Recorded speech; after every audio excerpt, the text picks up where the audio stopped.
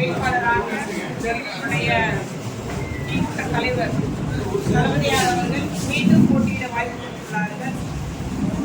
5 ஆண்டு காலமாக நம்முடைய முதலமைச்சருடைய திட்டங்களை நம்முடைய தொகுதிக்கு பெற்றுத் தந்தவர்கள் என்ற உறுதியோடு மீண்டும் மக்களை சந்தித்து வாக்கு கேட்கணும்.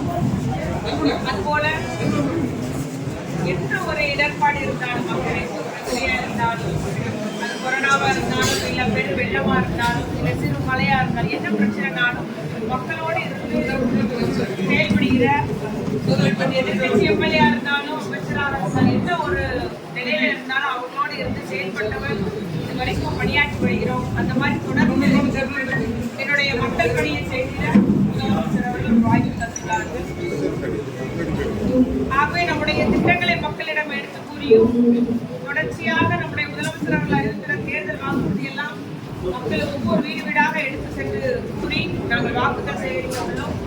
அது எங்களுடைய கூட்டணி ஒரு பலமான கூட்டணி, வலிமையான கூட்டணி. எங்களுடைய முதலமைச்சர் அவர்கள் அனைத்து கட்சிகளையும் ஒருங்கிணைத்து இன்னைக்கு மதசார்பற்ற கூட்டணி மூலம் ஒரு வலிமையான கூட்டணியாக மக்களை சந்திக்கிறோம். ஆகவே முதலமைச்சர் சொன்னது போல 200 தொகுதிகளிலும் வெற்றி உறுதி என்பதை நான் கூறிக்கொள்ள விரும்புகிறேன். தூத்துக்குடி வடக்கு மாவட்டம் உட்பட்ட தூத்துக்குடி, விளாத்திக்குளம், கோயில்பட்டி ஆகிய 3 தொகுதிகளும் உரிமை உறுதியாக இந்த கூட்டணியின் வேட்பாளர்கள் விளாத்திக்குளத்தில் திமுக வேட்பாளர் திரு கே. மார்க்கண்டேயன், அதுபோல கோயில்பட்டியிலே திமுக வேட்பாளர் திரு கருணா அவர்கள் எல்லாரும் வெற்றி பெறுவதற்கு நாங்கள் எல்லாம் கூட்டணி கட்சிகள் ஒருங்கிணைந்து பணியாற்ற உள்ளோம். 3 தொகுதி உறுதியாக வெற்றி பெற்று நம்முடைய முதலமைச்சருடைய காலடி சமர்ப்பிப்போம்.